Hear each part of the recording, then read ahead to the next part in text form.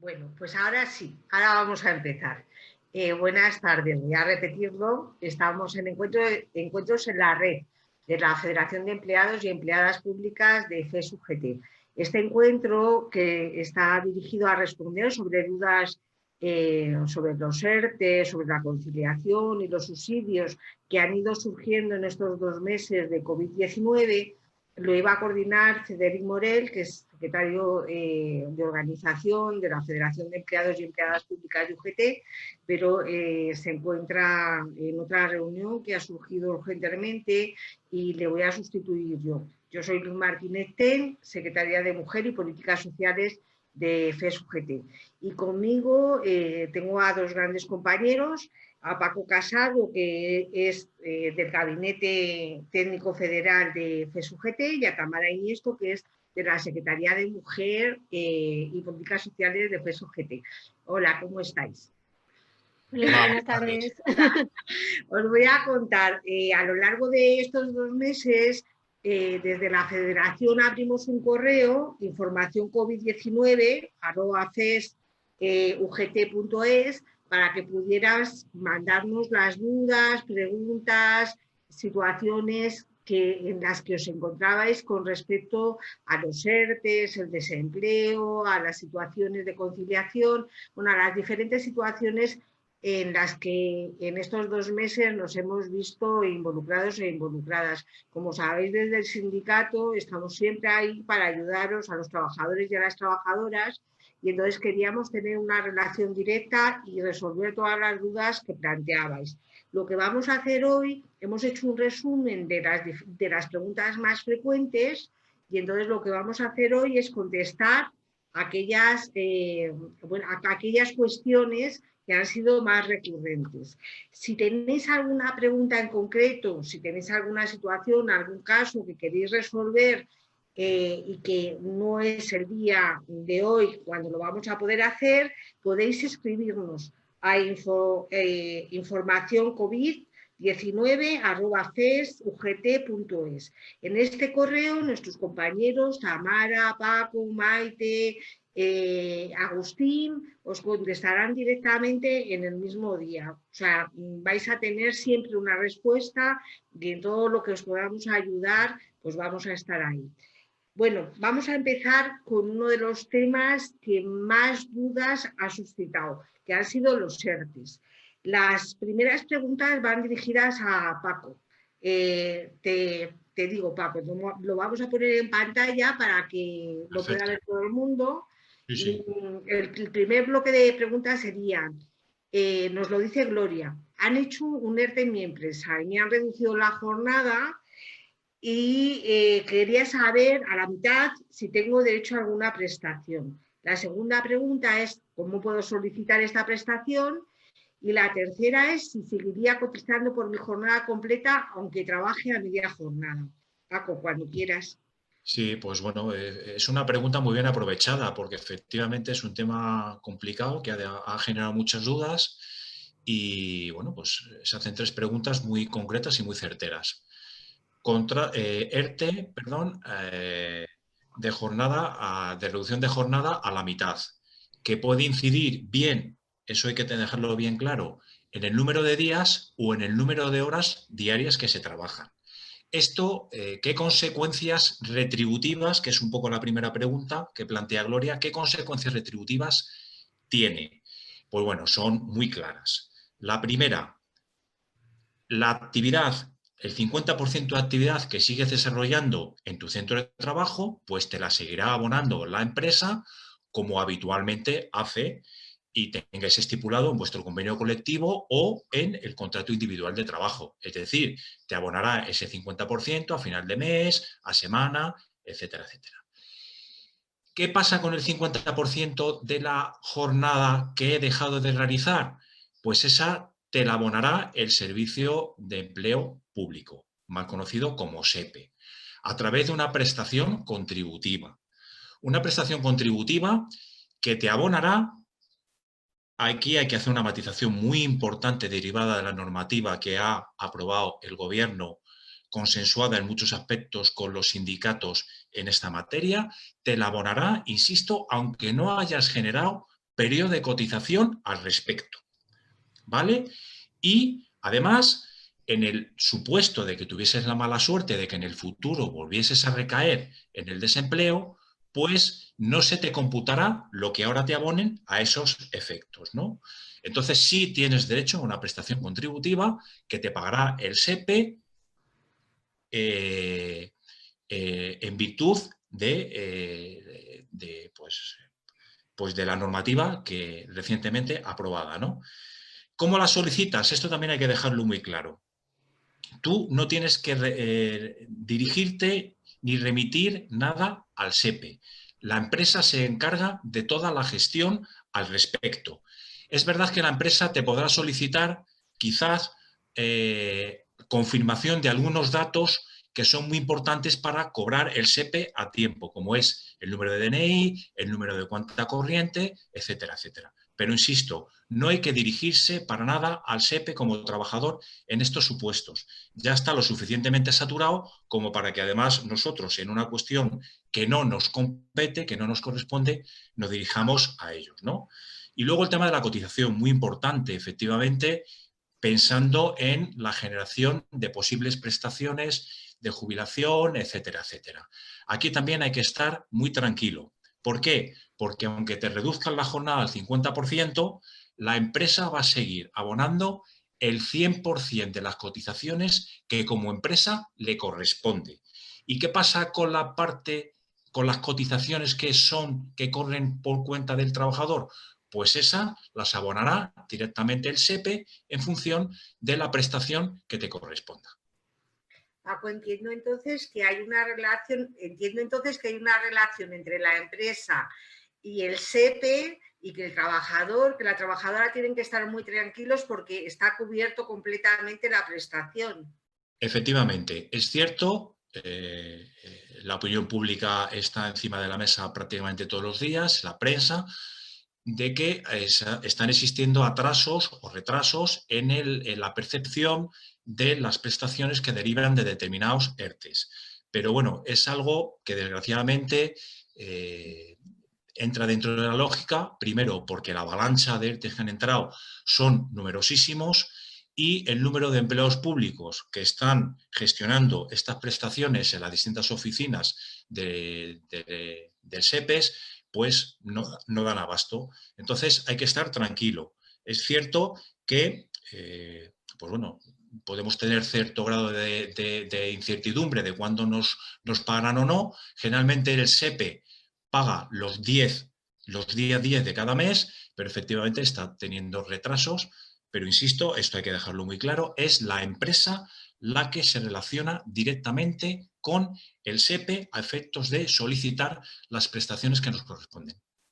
Muchas gracias, Paco. Bueno, y desde aquí también queremos lanzar un agradecimiento a los compañeros y compañeras del SEPE, que sabemos que están 24 horas, que no dan abasto y que están intentando, porque sabe perfectamente que detrás de un expediente hay una persona que tiene que cotizar, y están intentando hacer todo lo posible por aligerar los trámites. A esto somos completamente conscientes y desde aquí nuestro agradecimiento y también, pues como tú dices, hay que tener un poco de paciencia porque no es fácil, porque se están moviendo miles de expedientes. Paco Begoña nos pregunta, dice que es delegada sindical. Esta es una situación bastante particular porque ella dice que es delegada sindical, han realizado un ERTE en la empresa, pero no se lo han realizado a todo el mundo, sino solo a una parte de la empresa.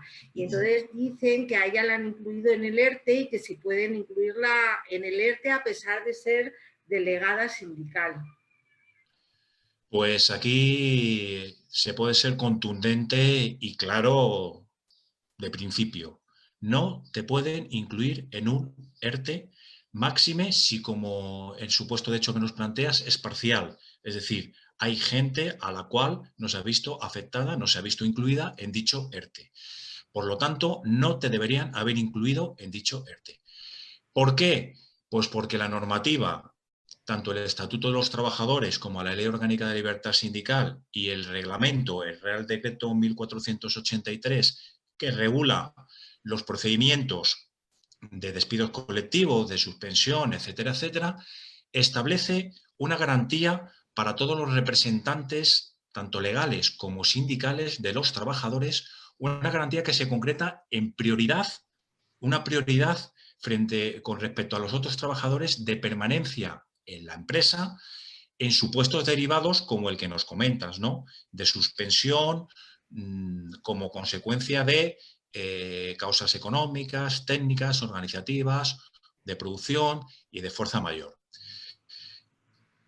Podría surgir alguna duda, porque es cierto que tanto el Estatuto de los Trabajadores como el reglamento que desarrolla estas materias habla siempre de representantes legales de los trabajadores, es decir, miembros de comité de empresa, de juntas de personal o delegados de personal, ¿no? En aquellos supuestos donde proceda. Y claro, la pregunta es que yo soy representante sindical. Pues bueno, hay que estar tranquilo. ¿Por qué? Porque la Ley Orgánica de Libertad Sindical, en su artículo 10.3, establece que los delegados sindicales, la vea sindical, tiene las mismas garantías y los mismos derechos que los representantes legales de los trabajadores, que, insisto, son los que forman parte de los órganos unitarios de representación, comités, juntas, etcétera, etcétera. Entonces, empiezo como termino, contundencia, no te deberían haber incluido.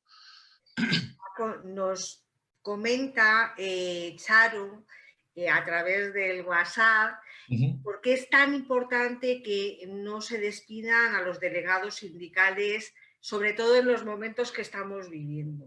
Ajá. Pues mira, muy sencillo. Fíjate que la libertad sindical tiene un refrendo constitucional muy importante en sus primeros artículos. Es un derecho fundamental. Esto supuso la necesaria aprobación de una ley, pero no una ley cualquiera, sino una ley orgánica, es decir, que conlleva un determinado quórum, un determinado porcentaje de aprobación en el Congreso de los Diputados, que es del año 82. La razón fundamental de esta protección, junto con otras, es garantizar el libre ejercicio precisamente de esa libertad sindical, del derecho a la libertad sindical en los centros de trabajo. Que las empresas, sobre todo, no solo en las pequeñas, porque vulneración de la libertad sindical se puede dar en cualquiera, pero sobre todo en las pequeñas, que es el núcleo, el tejido productivo fundamental de nuestro país, para impedir que el empresario o la empresa la tome con ese trabajador, con ese representante de los trabajadores, que es el que en definitiva está dando la cara en estos problemas, porque no nos olvidemos que estas cuestiones de las que estamos hablando, los ERTEs, son de obligada negociación con los representantes de los trabajadores. Si esos representantes de los trabajadores dejan de estar en la empresa, ¿quién los negocia? Esto es muy importante, Paco.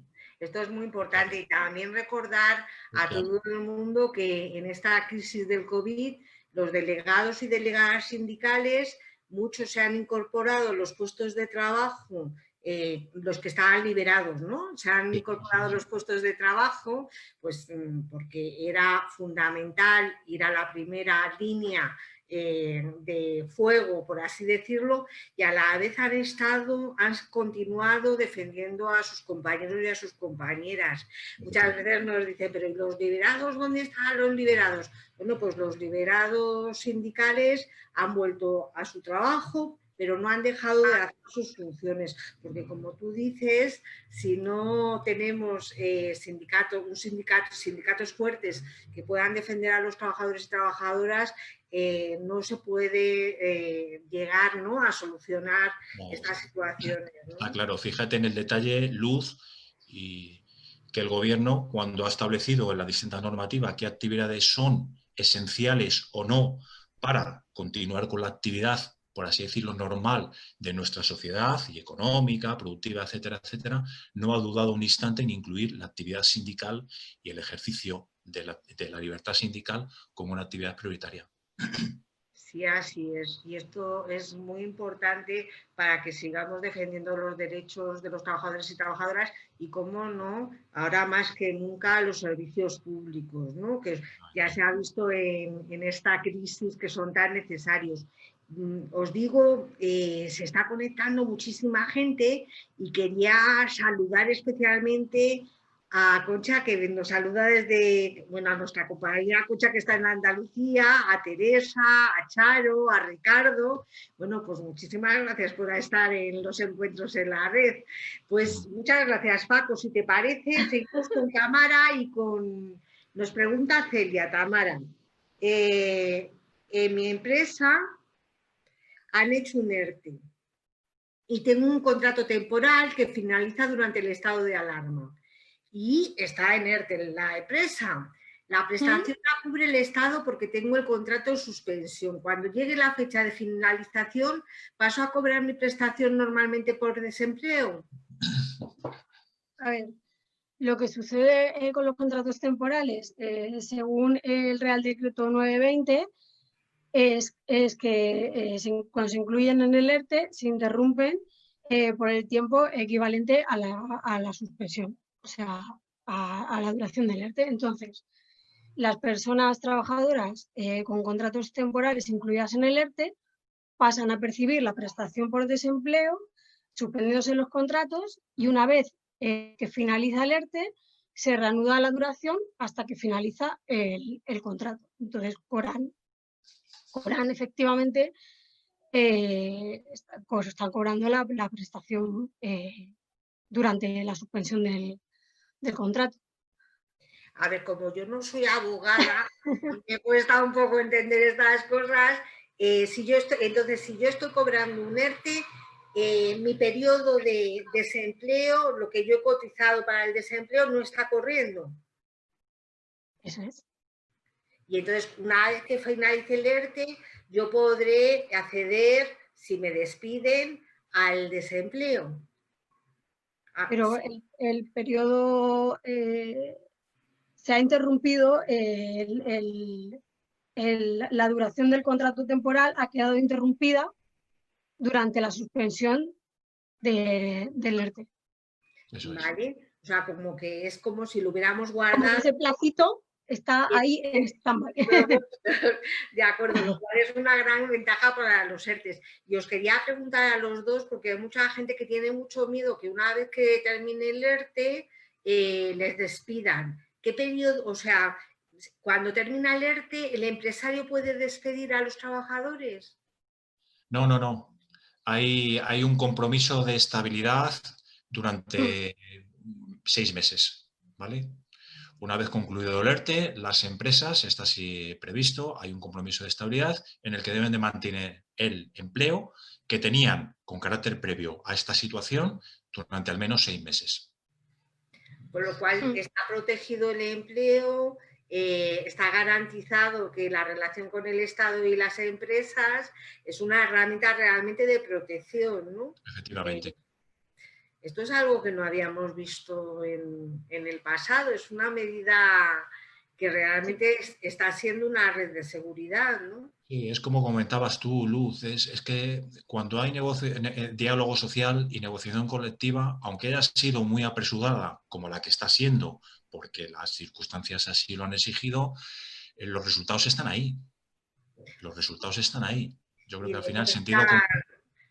Y demuestran una vez más la importancia de que haya sindicatos fuertes que puedan negociar y que podamos mirar por el bien, ¿no? de todas las personas. Eso es clave. Sí, sí. Oye, Paco, tienes una admiradora. Concha de Andalucía te dice que eres un crack. Ya. ¿Quién? Concha de Andalucía. Concha. Ah, bueno. Concha es que si es la Concha que yo creo que es, nos conocemos de hace muchísimos años, hemos pasado muchas historias juntas, hemos negociado cuestiones esenciales como fue el Estatuto Básico del Empleo Público allá por el 2007, hemos desarrollado el Estatuto Básico, bueno, muchísimas cosas. Entonces, bueno, el afecto es mutuo. Pues dice, Paco, eres un crack y mi héroe. Bueno, todo es una admiradora, muy admiradora. Pues también seguimos contigo, Paco. Mira, nos escribe Juan José. Sí. Nos dice que si una vez reconocida la suspensión de la relación laboral de un trabajador a través de un ERTE COVID-19, es posible pasar de la suspensión a la reducción de jornada. Y si el SEPE ajustaría la prestación a la nueva situación de reducción de jornada. Sí, la respuesta es sí, también. Es lo que estamos comentando. Vamos a ver, el ERTE es un mecanismo que tiene que ayudar o que tiene que intentar ayudar a flexibilizar las relaciones laborales, no en cada caso concreto. Estamos en una situación muy complicada, estamos ya viviendo una fase desescalada que efectivamente puede originar que un ERTE, que era de suspensión, se pueda tornar en de reducción de jornada para facilitar precisamente la incorporación de parte o de toda la plantilla, pero con una jornada reducida a las actividades que ya, pues bueno, como estamos viendo, se van reabriendo y se van retomando. Entonces sí es posible. Claro, pero no de manera automática. Es decir, no es una decisión unilateral de la empresa. Tiene que volver a poner encima de la mesa la justificación de por qué ese ERE, que era suspensivo, pasa a ser parcial. Se lo tiene que comunicar a los representantes de los trabajadores, insisto, justificándolo, y tiene que volver a solicitar autorización a la autoridad laboral.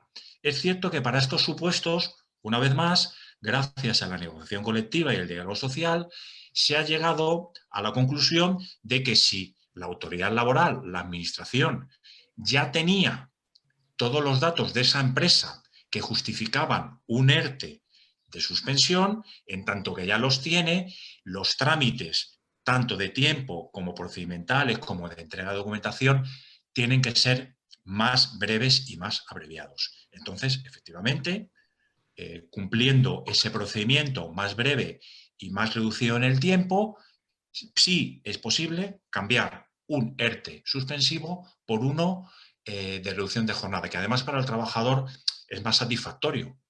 Primero, desde el punto de vista conceptual, porque ya empieza a trabajar, empieza a retomar su contacto con la vida laboral, y luego a efectos de retribuciones y tal, pues también. Efectivamente, si hay un cambio y yo estaba cobrando una prestación por cesación total de mi actividad del SEPE y ahora paso a un ERTE de reducción de jornada, efectivamente, lógicamente, tiene que haber una correlación en esa prestación que yo voy a recibir. Con lo cual, es un poco como en el primer supuesto que hemos visto. Claro, la empresa me pagará la parte que yo realizaré, el trabajo que efectivamente realice en mi centro de trabajo, y aquello que aún sigo sin realizar, esa parte de trabajo que sigo sin prestar en mi centro de trabajo, pues esa la pagará el SEPE. Es decir, cobertura total, con cambio de la prestación, efectivamente.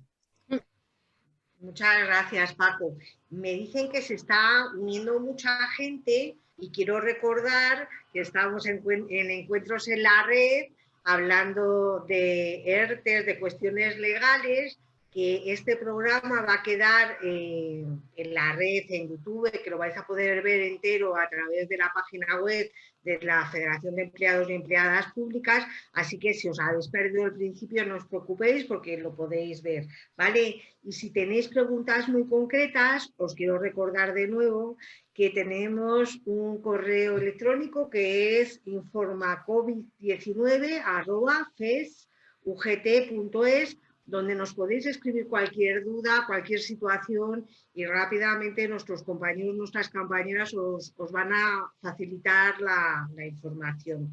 Bueno, pasamos a la siguiente pregunta con Tamara. Esta pregunta nos la manda Carlos, Tamara. Dice que, nos la manda Carolina. Dice, soy trabajadora fija y estoy en ERTE y pregunta si va a tener menos vacaciones por estar en ERTE. Tiene miedo de que una vez pasado el ERTE, que ya se había programado sus vacaciones, se las aparten y además tiene miedo de perder las pagas extraordinarias que le pueden tocar. Y entonces nos dice que si esto puede dar, si el empresario puede hacer esto. Vale.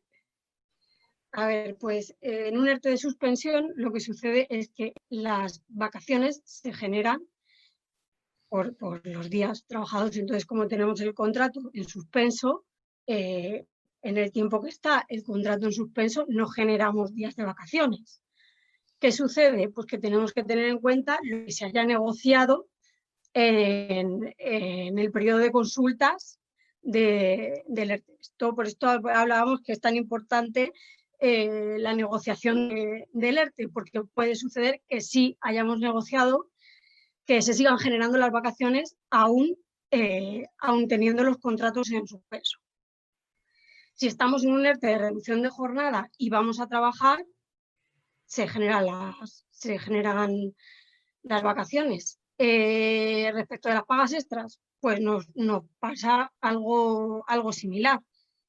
Mientras que el contrato está en suspenso, esos días no genera pagas extras. Además, esto ya se ha tenido en cuenta a la hora de hacer el cálculo de la percepción de la prestación por desempleo. Y bueno, si es de reducción de jornada, pues las pagas extras se generarán por la parte de salario que vamos a recibir. Vale, o sea, que sí se pueden ver minoradas las vacaciones y sí podemos ver minoradas las pagas extras. Porque es como si hubiéramos suspendido en el tiempo. Suspendemos el contrato y en el momento que hemos suspendido el contrato no generamos ni pagas extras ni vacaciones, a no ser de que se haya negociado otra cosa en el periodo de consultas. De la misma manera, porque esto es una cosa que se ha hecho mucha gente, en un ERTE no te pueden obligar a trabajar. Es que muchas personas nos decían, importante. Me dicen que vaya a trabajar. Evidentemente no, ¿verdad? Y el teletrabajo tampoco. Vale, por eso es como una suspensión, entiendo. Y por efectivamente. El ERTE es una suspensión. Como dice Tamara, la relación laboral se suspende. No se extingue, pero se suspende. Es como si entrase en hibernación. Y entonces, al entrar en hibernación, no genera determinados derechos que sí se generarían si estuviésemos en activo. Entiendo. Entonces, no es lo mismo extinguir que suspender. Efectivamente. Eso es. Muy bien.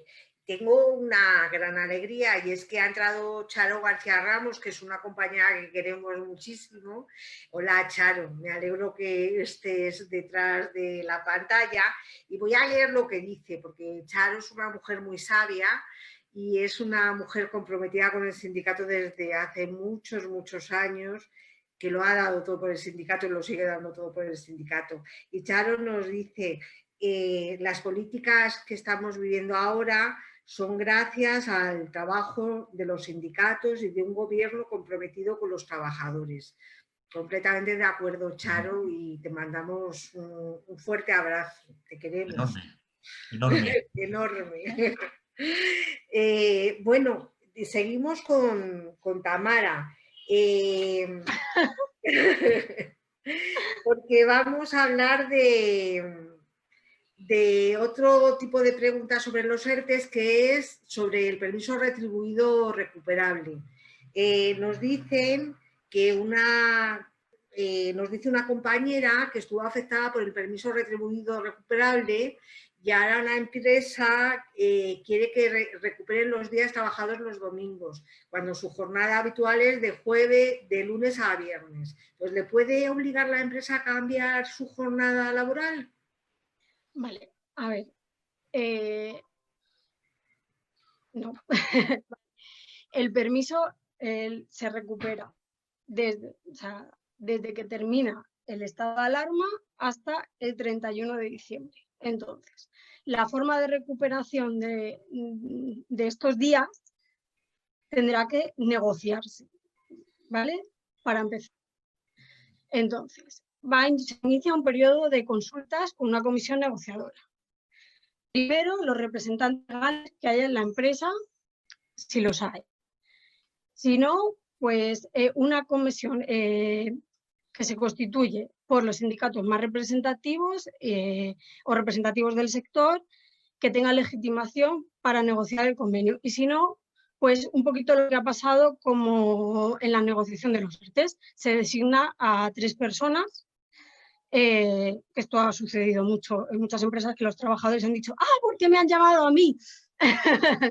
¿Vale? Se designa a 3 personas para negociar cómo se va a recuperar estos días. ¿Vale? ¿Qué puede pasar? Que se llegue a un acuerdo o que no se llegue a un acuerdo.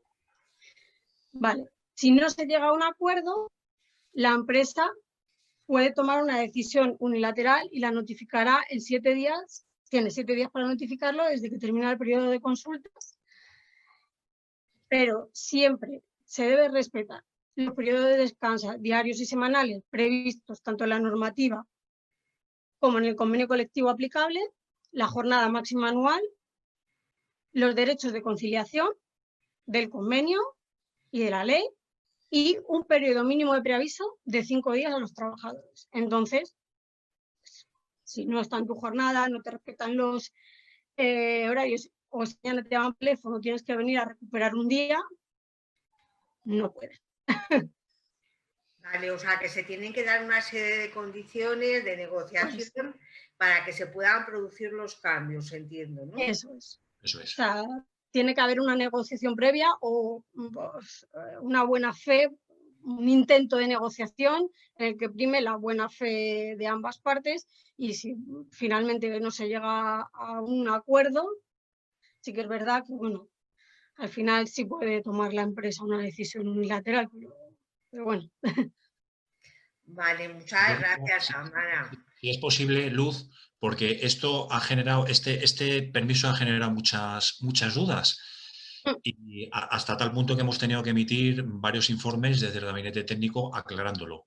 Hablando de empleados públicos, es decir, funcionarios laborales, personal estatutario, personal docente, hay que dejar claro que este permiso no les resultaba de aplicación, ¿vale? Porque ya tienen una norma específica, se daba libertad a cada administración pública para que dentro de su capacidad organizativa y normativa adaptase, hiciese las normas, las circunstancias que ella considerase oportuno. Pero este permiso retribuido, forzoso, por así decirlo, no resultaba de aplicación a los empleados públicos, ¿vale?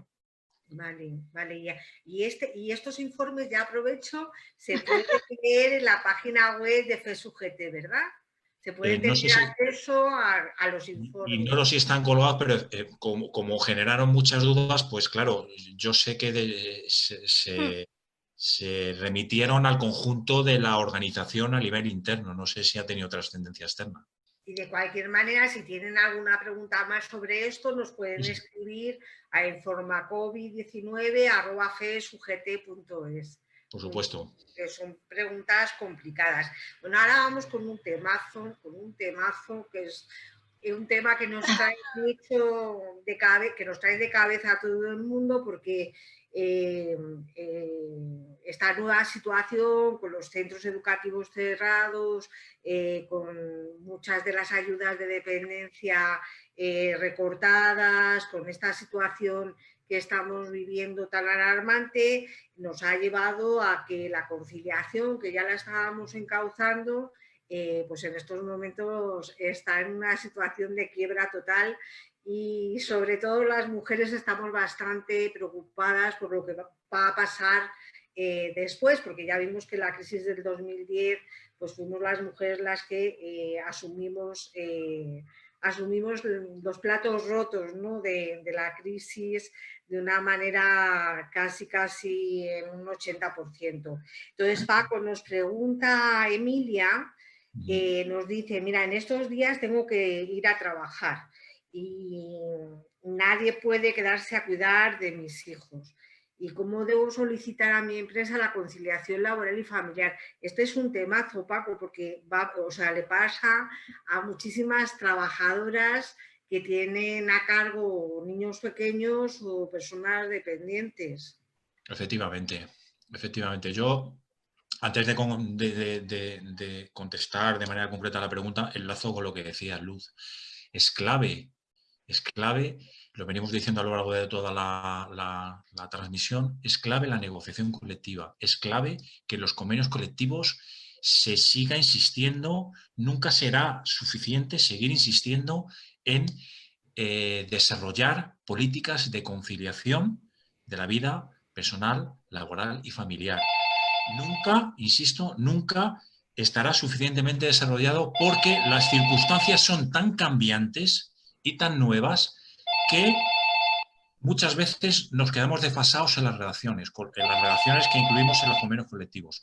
Por eso es imprescindible, insisto, quizás me ponga un poquito pesado, pero insisto en que la negociación colectiva, junto con temas tan tradicionales como pueden ser las retribuciones, la clasificación profesional, vacaciones, permisos, etcétera, insista en esta cuestión de manera específica.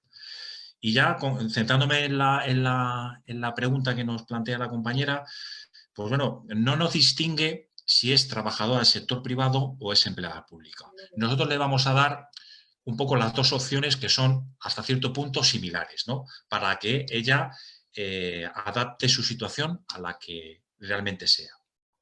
Si es del sector privado, hay que decirle que otra vez el Real Decreto Ley 8/2020, en virtud fruto de la negociación colectiva gobiernos-sindicatos, establece unas circunstancias, una protección para estos trabajadores y trabajadoras que se encuentran en situación de tener que cuidar a menores o a familiares adicionales a las que actualmente se venían regulando en la normativa, por así decirlo, ordinaria y en los convenios colectivos. Hay que recordar que la normativa que estamos hablando, el Real Decreto Ley 8/2020, es una normativa extraordinaria y que por lo tanto va más allá y que protege más de lo que actualmente se venía regulando.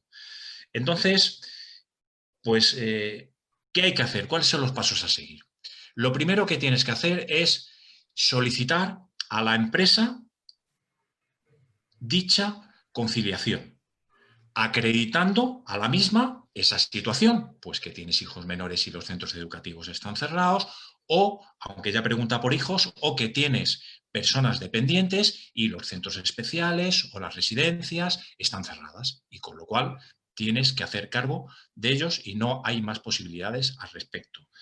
Entonces, ¿qué medidas podemos adoptar? Pues ahí se abre un abanico grande, grande.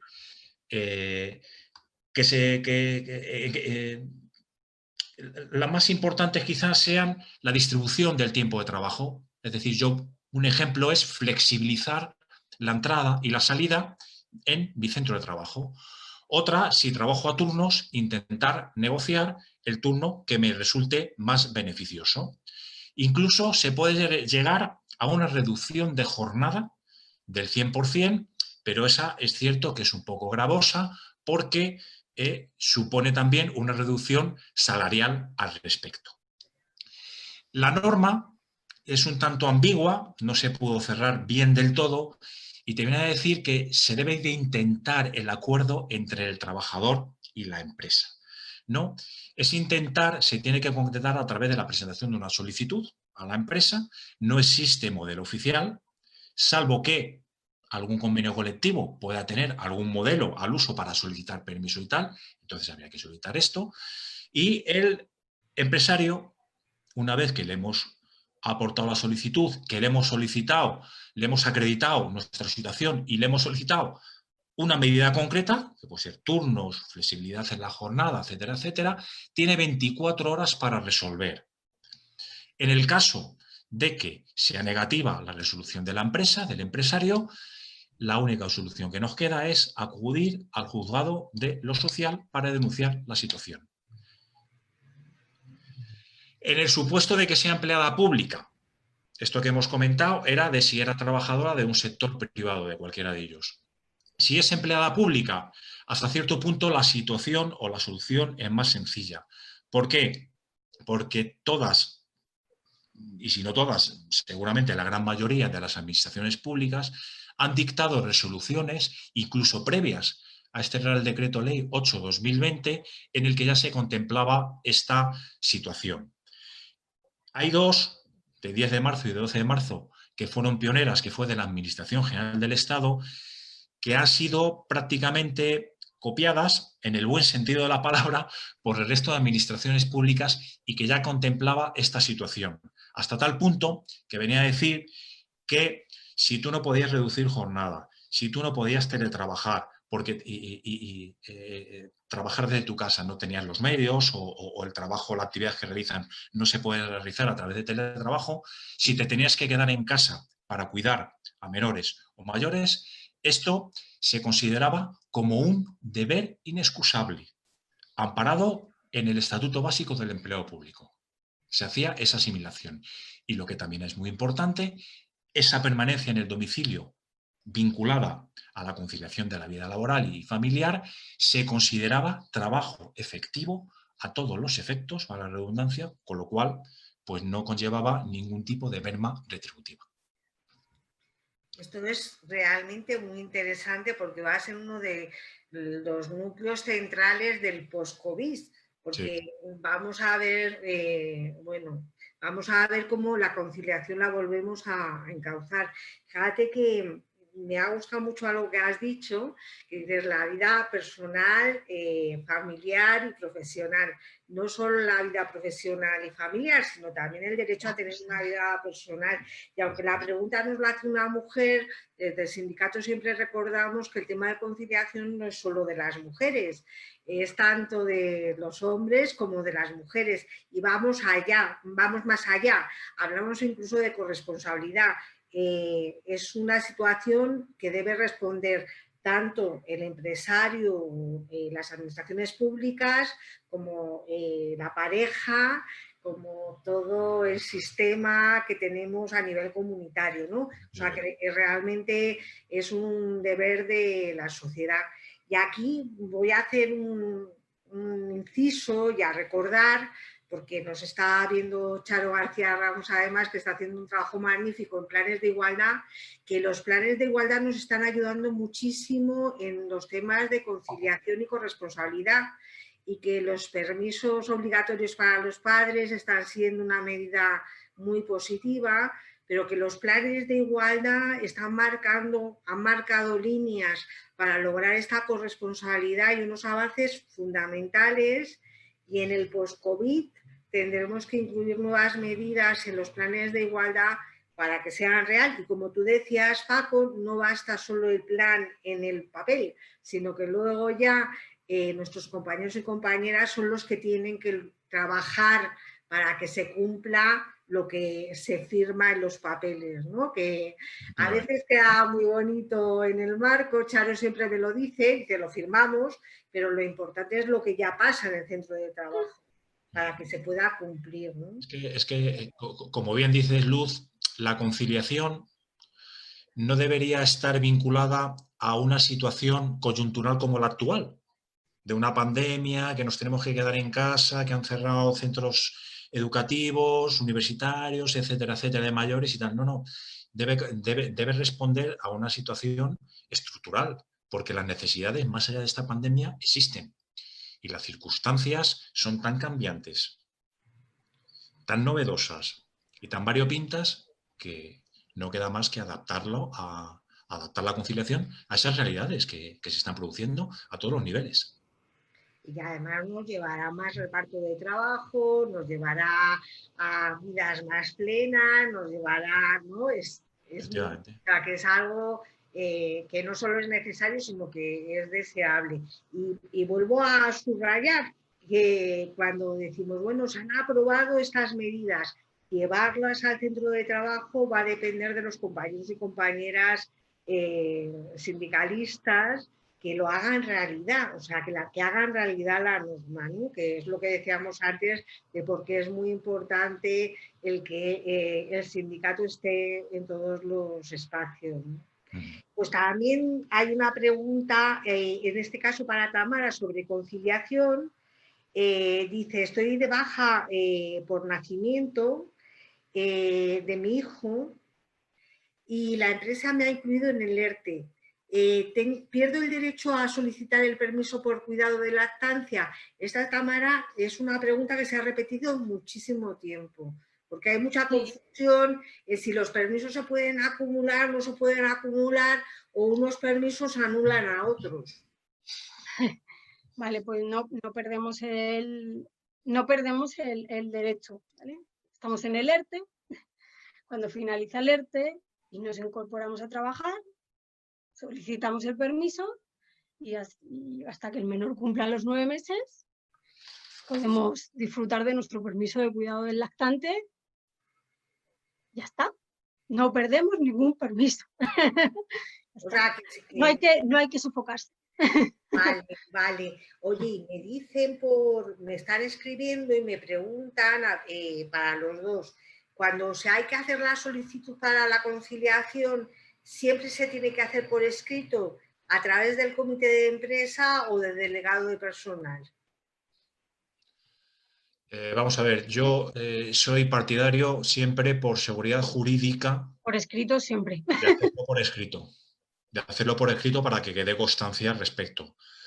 Hombre, como es un derecho personal, individual, no es necesario el trasladarlo a través de los representantes sindicales.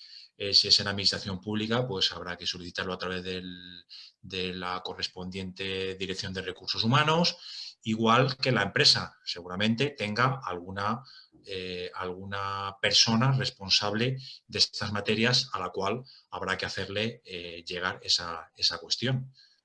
Vale, vale, vale. O sea que por escrito siempre para que quede... Por escrito siempre. Pero es verdad que algunas veces me han preguntado por formularios y, como decía Paco, no hay un formulario estándar ni un formulario, a no ser de que algún convenio o a lo mejor en algún plan hay algún anexo incluso que no sea del COVID, pero que sí que sea una petición una petición de reducción que a lo mejor puedas modificar, que te sirva como base, pero no hay, o sea, porque sí que es verdad que a veces me piden, mándame un formulario. No hay un formulario estándar para la petición de la reducción o de la adaptación.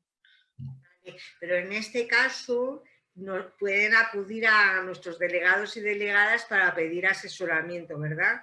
Sí, y en cualquier caso, Luz, si fuese preciso, haríamos nosotros desde el gabinete un modelo no oficial, pero sí que pudiera servir de guía para aquellas personas que se viesen afectadas en esta situación y tuviesen que hacer la solicitud. Sin problema. Perfecto. Yo creo que es muy interesante recordar esto, que estamos a vuestro lado, o sea, que estamos al lado de los trabajadores y las trabajadoras en todas las circunstancias y para resolver cualquier tipo de asunto. Y si no tenemos la respuesta, la buscamos. Si no tenemos el documento, lo hacemos, ¿no? Por eso estamos... Sí, por eso que no quede. Como ayuda, ayudamos, pero que no se agobien con eso, que no por eso se lo van a denegar, porque no. Muy bien, nos queda muy poquito tiempo porque vamos a estar media hora y ya vamos por una hora. Para la hora entera. Y vamos a pasar al tercer bloque, que también es muy importante, que es el de prestaciones y subsidios. Esta es una pregunta para Tamara, que dice: yo cuidaba a una persona mayor y como es de riesgo, llevo un mes sin poder trabajar. Los familiares de esta persona han decidido hacerse cargo de ella y me corresponde paro o alguna ayuda. Aquí un inciso, me lo vais a permitir, la situación de las trabajadoras, porque son casi todas trabajadoras de ayuda a domicilio y de residencias, está siendo terrible, ha sido siempre terrible, y el COVID ha demostrado que tenemos que dar pasos de gigante para que los sectores de sanidad y de dependencia realmente sean dignificados, ¿no? Tamara, si nos puedes contestar. Sí. Sí, claro.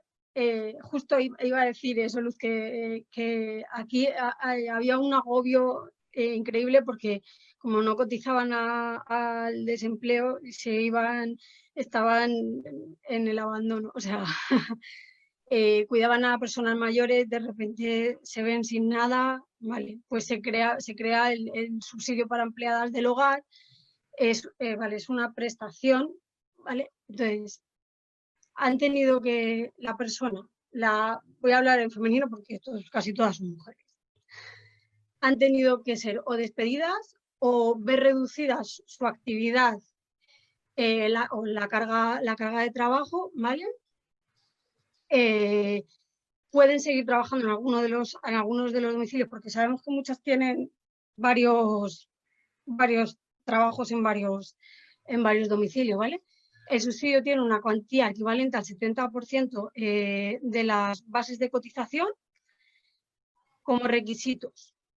Haber estado dada de alta en la Seguridad Social como empleada del hogar antes del 14 de marzo, haber sido despedida, haber reducido la carga de trabajo,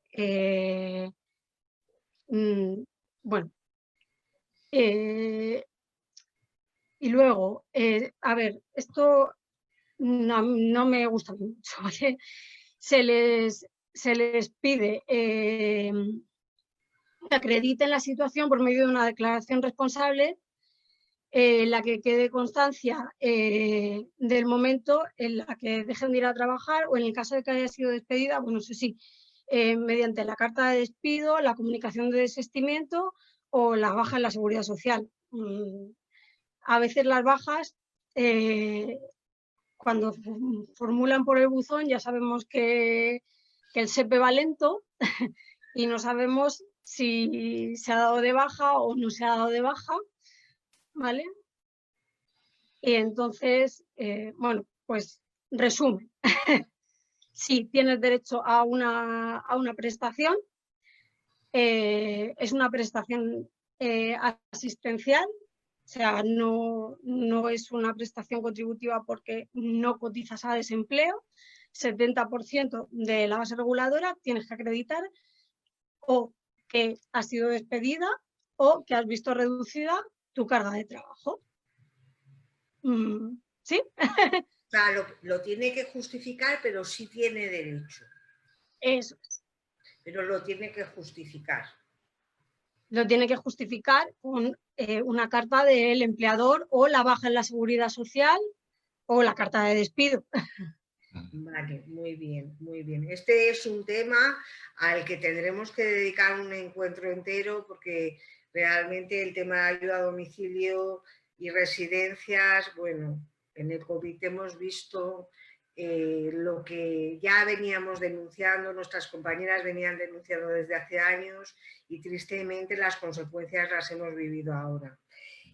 Paco, nos dice Manuel, dice: soy un trabajador fijo discontinuo y por la situación actual no me puedo incorporar a mi puesto. ¿Tengo derecho a alguna prestación? Bueno, esta ha sido una de las últimas, bueno, siempre será la penúltima, porque aunque estemos en desescalada, siempre va surgiendo nuevas situaciones. Una de las penúltimas o antepenúltimas actuaciones normativas del gobierno, ¿no? También fruto del diálogo social. Aquí las circunstancias pueden ser muchas, o sea, la diversidad de situaciones de los fijos discontinuos pueden ser muy numerosas, ¿no? Parece que la que nos plantea Manuel es muy concreta y es a la que me voy a ceñir. Es decir, yo soy un trabajador fijo discontinuo, me tenía que haber incorporado, pero la empresa me dice que como consecuencia de la pandemia no me puedo incorporar. Vale, partiendo de ese supuesto de hecho, las respuestas, pues, hasta cierto punto son muy sencillas, son dos. Primero, le tienes que solicitar a la empresa que te expida un certificado de los motivos y las causas por las cuales no me puedo incorporar. Ese certificado sirve de cara al SEPE, al Servicio Público de Empleo, para demostrar una situación legal de desempleo. Si tú tienes, una vez hecho eso, si tú tienes periodo cotizado previo para generar prestación por desempleo, la cobras. ¿Vale? La cobras. Si la estabas disfrutando en el momento en el cual te tenías que haber incorporado y pensabas que iba a suspenderse para empezar a trabajar, pero como no has empezado, la retomas. Además, en términos similares a lo que pasa con los ERTES, en este supuesto, los días que cobres por desempleo derivada de esta situación no computan para el futuro. Es decir, cuando tú generes una prestación por desempleo, por así decirlo, normal, ordinaria, lo que tú ahora percibes derivada de esta situación no se te cuenta, ¿vale? Con un máximo de 90 días. La otra circunstancia, derivada de la misma situación, es que el trabajador, que Manuel, no tuviese generado cotizaciones suficientes para percibir una prestación por desempleo. Pues bueno, eso también está cubierto. Afortunadamente también está cubierto.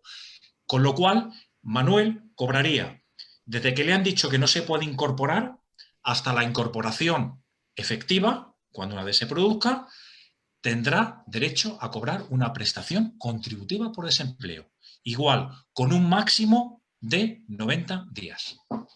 Muchas gracias, Paco. Ha sido muy clarificador. Y ya vamos a terminar con una última pregunta. Es de Eva. Dice que es trabajadora de una empresa que se dedica a la educación no formal y la han despedido en periodo de prueba. ¿Tiene derecho a alguna ayuda también? Bueno, esto también es un tema complicado, ¿vale? Con carácter general, durante el periodo de prueba es uno de los supuestos en los que existe el despido libre por parte de la empresa o el desistimiento del trabajador sin necesidad de justificación alguna. Claro, ¿qué pasa? Que estamos en una situación de pandemia en la que puede haber suspicacias desde el punto de vista del trabajador y desde el punto de vista sindical. Es decir, si yo soy capaz de demostrar que a mí me han despedido, aunque sea en el periodo de prueba, por circunstancias vinculadas al COVID, lo que habría que decirle a Eva, me parece que has dicho, ¿no? Sí. A Eva, lo que habría que decirle es si tiene pruebas que puedan acreditar esa vinculación del despido a la situación del COVID, que si se pusiese en contacto con la asesoría jurídica que tenga más cercana de UGT para que le lleve el caso y plantee la correspondiente demanda por despido improcedente. Y con respecto a prestación, sí, el Real Decreto 15/2020 señala que a aquellos trabajadores que hayan sido despedidos durante el periodo de prueba se le hace una asimilación a una causa no voluntaria, ajena a la voluntad del trabajador, para poder percibir las prestaciones que de tener derecho a ellas, de haber acumulado cotizaciones, tendría. Muy bien, muy bien. Lo vamos a dejar aquí porque llevamos una hora.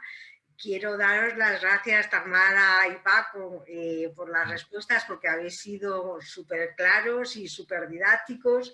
Quiero daros las gracias a todas las personas que estáis hoy con nosotros y con nosotras y recordaros que hay un correo electrónico que es informacovid19 @fesugt.eu al que os podéis dirigir para preguntarnos todo lo que necesitéis. Pero como ha dicho también Paco, están nuestros juristas en todas las delegaciones de UGT, nuestros compañeros y compañeras en todos los centros de trabajo para ayudaros en lo que necesitéis. Esto es Encuentros en la Red. Estamos a vuestro lado día a día. Esto es FESUGT y muchísimas gracias por estar aquí. Muchísimas gracias. Un abrazo. Gracias, Tamara. Gracias. Gracias a vosotros. Muchas gracias. Gracias.